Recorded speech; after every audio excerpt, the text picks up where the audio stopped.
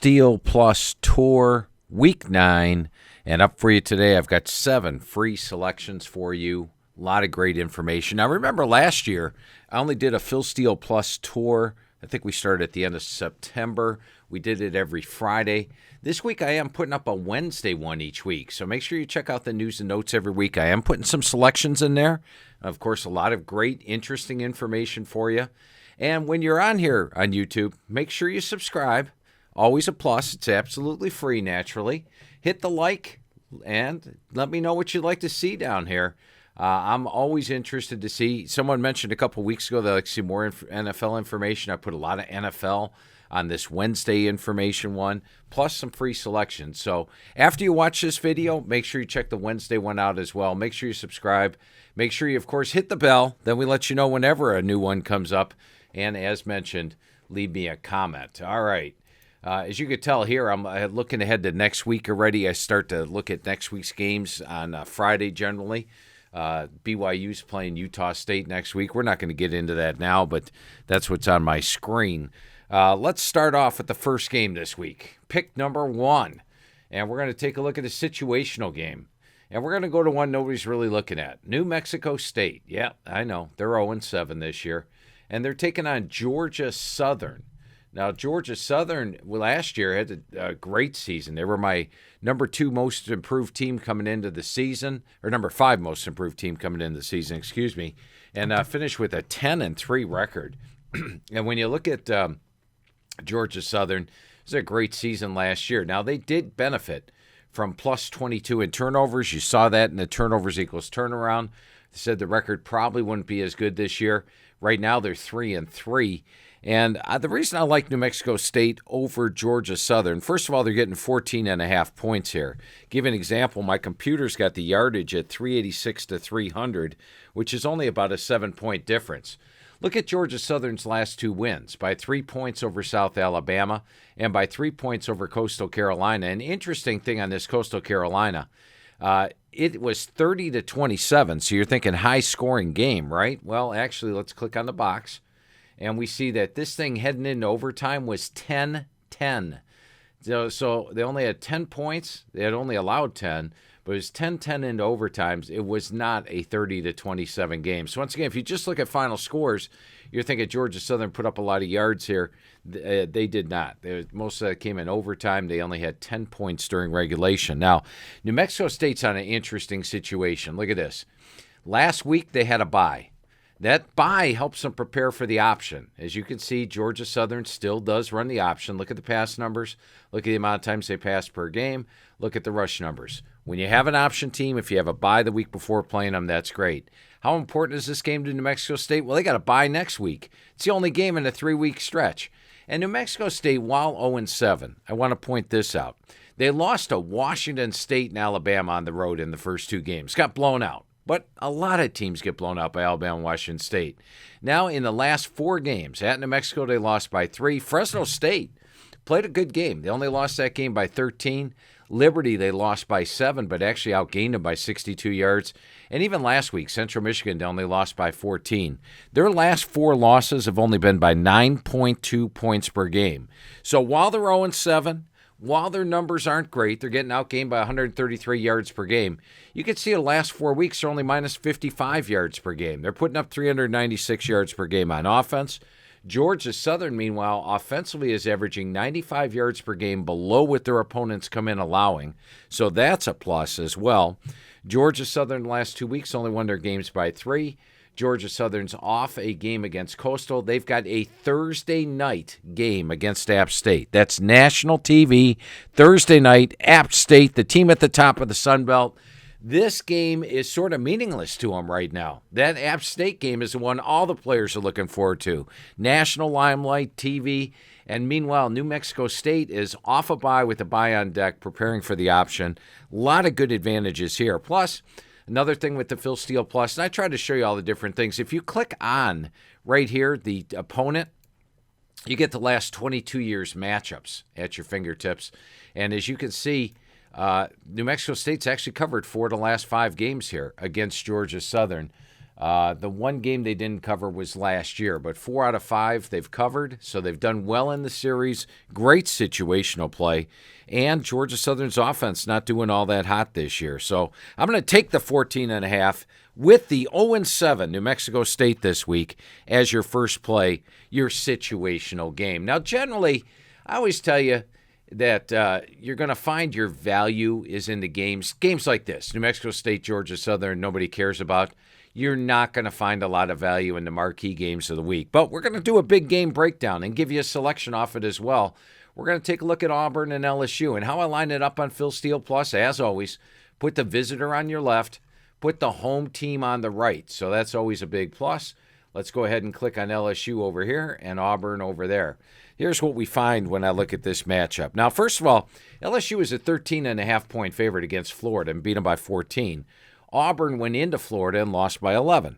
So you would expect LSU to be a 14-point favorite. And all week long in my head, I was thinking they were a 14-point favorite. They're actually only favored by 10.5 in this game, which surprised me. It surprised me that they were favored by 13.5 against Florida, but even surprised me that they're only a 10.5-point favorite against Auburn, especially after the way each team played against Florida this year. Now, Ed Orgeron's done great. He is 19-6 against the spread versus the SEC. How long has Ed been there? Well, you've got a couple of different places you can look. You can see right here it's his 4th year with the team.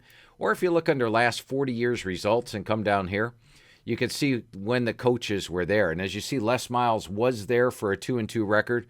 Orgeron took over with 6-2, 9-4, 10-3. And you can see the coaches. You'd see Nick Saban was here. Jerry DiNardo, who's on the Big Ten Network now, was here. Curly Hallman and Mike Archer. It's all here at your fingertips. And this also takes you back to 1976. So a lot of times I get writers that contact me and say, Phil, I'm doing a story.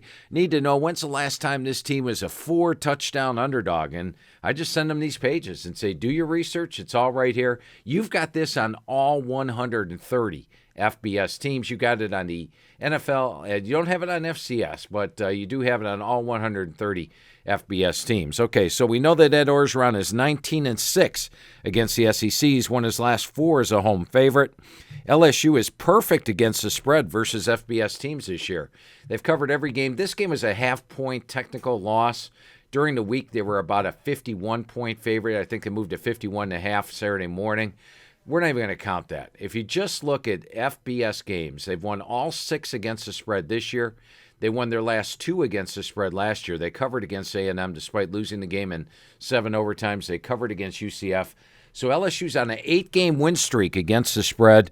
You got to ride streaks. When you play on a streak, you can win many times and you lose only once. How's the home team done in this series? So let's go take a look at that. Once again, just click on the opponent. And look over here. Look at all the green for the home team. The home team is actually 13-5-1 against the spread. And if you look at LSU at home, they've won the last 9. They beat Auburn here. 1, 2, 3, 4, 5, 6, 7, 8, 9 straight wins for the LSU at home over Auburn. The last time they lost to Auburn at home was back here. 1999 was the last time they lost to Auburn at home. Take a look. Coming in, I had perceived Auburn as having a big defensive edge. If you would have just asked me, you'd be like, well, LSU's got the offense, Auburn's got the defense. Auburn's holding opponents to 109 yards per game below their season average. LSU 79. That's not too big of a difference. Meanwhile, offensively, LSU's gaining 150 yards over the opponent's average, and Auburn's at 77, so a bigger edge there. Auburn's got a redshirt freshman quarterback in Bo Nix, putting up pretty decent stats this year. But if you go back and click under individual stats, you can see how they've done in games.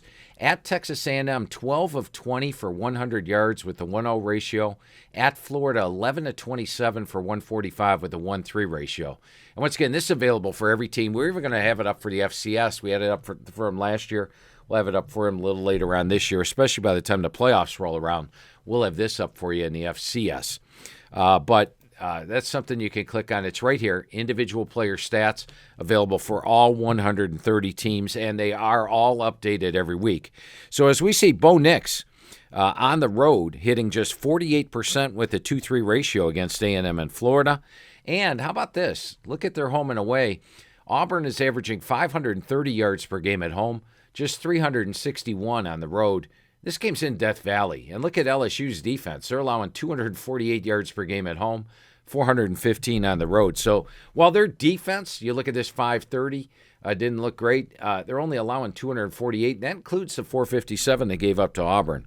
So a lot of advantages, I think, are here. Plus, when you look at the quarterback, no such disadvantage for Joe Burrow. He's my number one Heisman choice right now, 79% with a 29-3 ratio.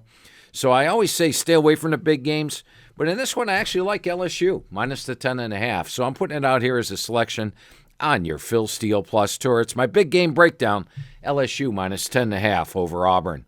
All right, let's take a look at our inside the press box yardage game of the week. This one's been doing pretty good this year. We're going to take a look at Maryland against Minnesota. Minnesota's unbeaten. Hey, we had a winless team. Now we got an unbeaten team. And we went with the winless team, and guess what? We're going to go against the unbeaten team this week. Maryland's getting 16.5 in this game. Now, Maryland really disappointed me in this game against Purdue. I thought they were going to beat Purdue. They got out-coached, outplayed, out everything. Wasn't happy with Maryland at all. I sort of crinkled them up, threw them in the trash can. Now, last week they played a pretty decent game, actually, against Indiana. They lost by 6, but they had the ball twice at the end, down 6. They turned it over on both drives. Couple of things I want to point out. When you go to my Twitter page, at PhilSteele042, I update injuries all week long. There's one I plopped up last night. Maryland injury update. Josh Jackson, Anthony McFarland, and Terrence Davis. And if you click on this one and read the story, you see that these guys, they are 100% in terms of expectation to play this Saturday. It's good to have both those guys back. How good is it? Well, let's go to Maryland. Let's look at the individual player stats. And we see that Josh Jackson had been the quarterback all year, missed the Purdue game, which I thought Pegram would play well. He didn't. And then missed the Indiana game as well. Well, how about McFarland? McFarland got injured right at the start of the Purdue game. 4 carries, 4 yards, and out the rest of the game. McFarland's their game breaker, 132 yards here.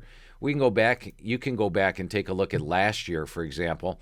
McFarland rushed for 1,000 yards, 7.9. He is their game breaker. So they get McFarland back. They get Josh Jackson back. Those are 2 big pluses for this Maryland team this week. That's one reason to like them. Another one would be if you go to my Inside the Press Box page. Inside the Press Box gives you all this on every game, including my write-up. You can see the write-up over here. I give you a complete breakdown of the game, what's happening, all my thoughts on the game. I type it all in there. And then we take a look at the actual stats for the game. And let's bring this one over. This is just honed in a little bit on the page. My computer's calling for a 451 to 323 yard edge. That has Minnesota winning the game by about 33 to 24, or 9 points. I'm calling for them to win 35-24. That's 11 points. Once again, the line's 16.5 here. And once again, here's my complete write-up on the game. Here's my computer's forecast on the game. I went right with what my computer said, 35-24. Little bit of an overlay, I think. It's 16.5. It's I'm only having it at 11. Getting McFarland back, getting Jackson back are big. And here's the other thing. I mentioned it a couple weeks ago in Inside the Press Box. When Maryland rushes for 165 or more yards, you can go back and look at it over the last 2 years, the games that they've had the 165 or more. And I've used this on Phil Steele Plus here. They are 9-2 against the spread. It's happened 11 times over 2 years. They are 9-2, and they're averaging 45.4 points per game. Well, if we go back to my computer's projected box score, are they going to get 165? Let's go take a look here and bring it over here again. This is saying that they get Maryland gets 170, so they should get the 170. I think having McFarland back, they will get the 170 this week. And if they do that, they're 9-2 against the spread. Go back and take a look at the series history here. Once again, all you have to do is click on this, and you get right to the series history. They've won the last 2 against Minnesota, 42-13 last year, 31-24 the year before. Do you want to know how many yards they rushed for against Maryland? It's all at your fingertips. They rushed for 262 and 315 the last 2 years. So I feel pretty good that they're going to top 165 rush. I always feel good about Maryland when they top 165 rush. They're 9-2 against the spread. My computer says they only lose by 11. I think they give Minnesota a game. Plus, The one thing you're going to notice down the stretch, guys, is unbeaten pressure. You're going to see these teams that are ranked and competing for the playoff, they get a little tight, play not to lose. Well, Minnesota's 7-0 now. This is unbeaten territory for them. They're going to play to keep their record perfect. Meanwhile, Maryland's got nothing to lose. They come into this thing 3-4. They're just going to throw everything against the wall, see what sticks. They got Michigan, Ohio State, Nebraska, Michigan State on deck. They got nothing to lose. Minnesota doesn't want to lose this unbeaten record. They want to be 8-0 when they play Penn State. I'm going to use it quite a bit in the month of November. Unbeaten pressure, and we're going to go against a lot of teams that are playing with that. So add it all up. I like Maryland, plus a 16.5 over Minnesota this week. I think we got a lot of stuff working for us in this game. Take the Terps, get the 16.5. All right, let's take a trip a little bit to the FCS, and then we'll get back. We got another FBS game. We got an NFL game as well. And when you go to the FCS team pages, they got them all here. I put them in alphabetical order. If you know your conferences, God bless you. Go ahead and just go right to the conferences. I just go to alphabetical because I'm not really sure of all the teams in the conferences. I spend all my time studying the FBS. But we got a couple games I want you to look at here. And the first one's going to be Long Island, who I knew nothing about. And guess what? Here's the reason why I knew nothing about Long Island. Because last year they were a Division II team. They were playing American International, Stonehill, Bentley, Merrimack College, Shippensburg, St. Anselm, Pace, Assumption. You get the drift. Well, this year they've moved up. And they had been a great team. They were 10-1. But I went back, did a little research. They only had 7 returning starters this year. They lost their quarterback, their running back, their wide receiver, and their top tackler. And they take a step up in level of competition. Now, we've seen this in the FCS, or FBS, I should say. When FCS moves up to FBS, usually there's a couple of years of learning curve, and that's what we're seeing here. Look at the record. They went from 10-1 to 0-6, and a lot of these losses are bigger. You look at the St. Francis game, they lost by 30 points in that game, and they're only averaging, I told you they lost their quarterback, Laviano, they lost Pierre, they lost Richardson. They're averaging 227 yards per game. They're averaging 61 yards per game on the ground, 1.9, and completing 51.9% of their passes. So they've been struggling a little bit. Now, let's take a look at Central Connecticut State, the team they're playing here. I know Central Connecticut State because I delved into them a little bit when they were playing Eastern Michigan. Do you guys remember the Eastern Michigan game? If you don't, let's go ahead and click on the FBS team pages. We're going to go to Eastern Michigan. And when we go to Eastern Michigan, we're going to click on the box score for the Central Connecticut State. Look at this. Central Connecticut State is winning 29-28. There are 10 seconds to go in the game, and Central Connecticut State is punting. They are about to beat Eastern Michigan. Punt blocked by Sexton. Sexton scoops it up, returns it 30 yards for a touchdown. Miracle win for Eastern Michigan. They get past Central Connecticut State 34-29. So that caught my eye, and guess what? That blocked punt touchdown, that's the only loss all year for the Central Connecticut State team. So I like that. Now, they did play a soft non-conference schedule. They played a Division II team here, I believe Merrimack is a Division II team. Let me just check. No, Merrimack's a FBS team. Okay, they played an FBS team there. These are all FBS teams. So they've played a decent schedule, and they've rolled over most of their opponents this year. So they had a tough loss, and they had an interim head coach. This guy up here, Ryan McCarthy, their coach left to go to Rutgers right over the summer. So they brought Ryan McCarthy in as an interim head coach. Well, before the Bryant game, they said, you know what, Ryan? You are our head coach. The team got excited, went out and pounded Bryant 52-14, and they're playing with that same excitement now. So let's go back. We got Long Island on one side, who's been losing a lot. We've got Central Connecticut State, whose only loss is a game they could easily have won if not for a blocked punt touchdown. You've got excitement in the fact that they said, hey, Ryan, you are our head man, so the team's fully bought in. This team's in a rebuilding year, gaining 227 yards per game. How about these guys? They're running for 239 yards per game, 5.8 yards per carry, and completing 66% of their passes. They got 13 returning starters, and their quarterback, it's Aaron Winchester. Aaron Winchester. Now, I recognize that name.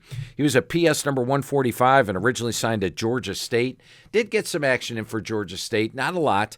If you go to the Georgia State team page, you can go look that up. But they also returned 2 all-conference offensive linemen, which would probably be the reason they're running the ball so well. So in a game like this, I'm thinking, well, the spread's got to be, 35, something like that? But they lost to Bryant by 5. They just beat Bryant by 38. The line is only 24. My computer's got Central Connecticut State winning 39-7 with a 227-17 rush edge. Look how they run the ball. Look how they don't run the ball. That's a nice advantage. Love the green and the red that you get here on Phil Steele Plus. I think it's a big advantage. And by the way, speaking of Phil Steele Plus, let's go over here. When you sign up to Phil Steele Plus, at the start of the year it was $69. We just lowered the price to $49. But if you type in the code word winners when you go to sign up, and all you have to do is go here, go to the home page, and click on the store. And when you click on the store, just go to Phil Steele Plus. Right here, you sign up, you see it's $49. When you order it now, type in the code word winners, you get $5 off. It's $44. Or, we do have the FCS playoffs coming up as well. So we got a lot of weeks of FCS left this year. You can also get just purely FCS, $24 right now, but $19 with the code. So this up here, the 44, that gets you FBS, NFL, and FCS if you just want FCS. And you become an expert on these FCS teams, just like I am. I know nothing about these teams, and then I go and do a little research on them on Phil Steele Plus and become an expert. It's $19. You can become an expert right now. Just go to the store, sign up, type in the code word winners, take $5 off. All right, but let's get back to this game. And so I'm going to go with Central Connecticut State. Lay the 24 against Long Island this week. Now, the next team beat me last week. This is Valparaiso. I know. I've talked about Valparaiso the last 2 weeks. Their head coach was the defense coordinator for Dayton, and that's why they put up 447 yards in that game. I mentioned that last week. They lost to San Diego State by 25 as expected, but the line was a little bit more than that. So Valpo did beat me last week with one of these Phil Steele Plus plays. But there's still value, I think, going against them this week, and I'll show you why. And first of all, Stetson is only a 9.5-point favorite in this game. Stetson's a team, I got a little confused there, that played a couple of soft teams. They played Louisiana College and Western New England and North Carolina Wesleyan. So they're not as great as their stats, but they're still good. And I'm going to show you the one mutual opponent, which really stands out to me. Now, Stetson last week beat Dayton 38-21. Dayton, that's the same team that Valpo had the inside information against and still lost by 13 against that team. So they lost by 13 to Dayton. They beat that same Dayton team by 17 points last week. Stetson has a running back in Jalen Leary. Now, keep your eyes on this guy. He's a freshman, true freshman. First game of the season, he rushed for 52 yards, 46, 45, 98, 111. They're starting to hand him the ball more. He had 220 yards rushing last week, guys. So I think that Jalen Leary is going to have another big game here against this Valpo defense, which is allowing 5.6 yards per carry on the season. Now, I talked about the soft schedule, but once again, you can compare conference games. Stetson in conference games this year is plus 82 yards per game. Valpo, minus 157. And they both have played Dayton, so the difference in schedule's not much at all. Stetson's plus 82, Valpo's minus 187. You got the mutual opponent there. My computer says Stetson wins this thing 39-24. And if you look at the average game grades, we're looking at 47 versus 26. Go ahead and give Valpo the 3-point home edge. That means by 18.2, it is taking Stetson, and the line is only 9.5. So we're not even laying double digits against Valpo. You have an offense that struggled in every game except for the one where he knew the defense extremely well because he was a defensive coordinator. You have a Stetson team that's playing pretty well, and I like the way they beat Dayton last week. So add it all up. I'm going to, once again, and if Valpo beats me this week, we're not going against Valpo anymore, but I'm going to take Stetson minus 9.5 against Valparaiso this week as your second FCS play. And I do want to bring up one more thing in the FCS, and that is Sacramento State. And if you go to Sacramento State, this is a team that we were on because of their average game grades. Their losses have been to Arizona State in a close one, Fresno State in a close one. And you go back to 3 weeks ago, just 3 short weeks ago, this team, let me go to the rankings real quick. I love ESPN's site with the rankings here. And we're going to go to FCS coaches poll. And we're going to go to week 7. And on week 7, See, Sacramento State, not even ranked. That week, in my average game grades, that team, Sacramento State, was actually number 3. Let me go up here and show you. Right now, I think they're number 3 again. Yeah, here they are, number 3. But back then, just 2 weeks ago, they were number 3. And everybody's like, well, why do you have Sacramento State third highest in the rankings? They're not even ranked. Well, guess what? The coaches are catching on. Week 8, they moved up Sacramento State. Let's go take a look where they moved them up to. Week 8. They finally caught on the fact that this is a good team. They moved them all the way up to 17. You see them down here at 17? And now week 9, current week, they have moved them up again. Still not up to number 3, but they've got them up to number 8. Why? They just knocked off number 6 Montana last week and didn't just knock them off. They beat them 49-22. So these average game grades, pretty doggone accurate. I was wondering, just 3 weeks ago, prior to them crushing Eastern Washington, I was wondering, I wonder if my average game grades are right on this team. They're not even ranked, and I've got them number 3 in the country. Guess what? They were right. Look at this. Eastern Washington, Montana State, Montana wiped them out, playing Cal Poly this week. So keep your eyes on these average game grades and use them. Use them for the FBS. Use them for the FCS. Extremely valuable, and they help me know how good these FCS teams are. All right, we got a FBS team, then we're going to go to an NFL game. The FBS game I'm going to look at, and it's an interesting one. It's Alabama and Arkansas. And I wasn't really looking at this game earlier in the week. Alabama doesn't have their quarterback. LSU's 2 weeks away, and I was wondering about it a little bit. But then the line surprised me. Alabama, if they were playing Arkansas and Tua was in the lineup, they would be about a 42 to 45 point favorite in this game. But because last week they struggled to move the ball without Mac Jones in the second half, they're only a 31.5 point favorite here against Arkansas. Now, you know, I liked Arkansas last week against Auburn. They got crushed. They gave up a couple of big plays early. If you look here in the box score, they gave up a 22-yard drive after a turnover. They turned the ball over on the first series. Gave up a 22-yard drive. They gave up a 44-yard field. They only trailed 17-0 at the half. Then it sort of snowballed on them in the second half. They're struggling at quarterback. They've got 9 touchdown passes, 9 interceptions on the year, and they're completing 54%. And surprisingly, they struggle to run the ball a little bit. Now, what happens in the quarterback injury system? Well, we've used that here on Phil Steele Plus. We've used it in the NFL quite a bit. We've even used it at college. Is the line drops. And the line has dropped drastically. From 42, 45, all the way down to 31.5 in this game. I'm not saying it opened up at 42. No. But it would have been 42 or 45. Alabama was a 38-point favorite over Ole Miss. Arkansas was a 6-point dog to that same Ole Miss team. And Alabama doesn't play great as a big home favorite. They're actually 1-4 against the spread in that role. But they have to play LSU in 2 weeks. You don't know if Tua is going to be healthy or not. They need to have confidence in Mac Jones. So I look for this offense to try to give Mac Jones confidence, and so that they can say, hey, you know what, even if we don't have Tua, we still have a shot against LSU. The other thing that happens with the quarterback injury system when a player like Tua is out, the defense plays great. Remember we talked about the Saints and how the New Orleans Saints have been doing all year long? Once again, if we click on them, they lost their quarterback, Drew Brees, to injury. They had been doing this right here against defensively. Look how they've done since. 257, 252, 226, 252. Their defense has said, we don't have Drew Brees. We're going to play some doggone good defense. And they are. They're playing great defense. Alabama actually started playing D here, right here against Tennessee. At the half, they had given up 135 yards. In the second half, they didn't have Tua.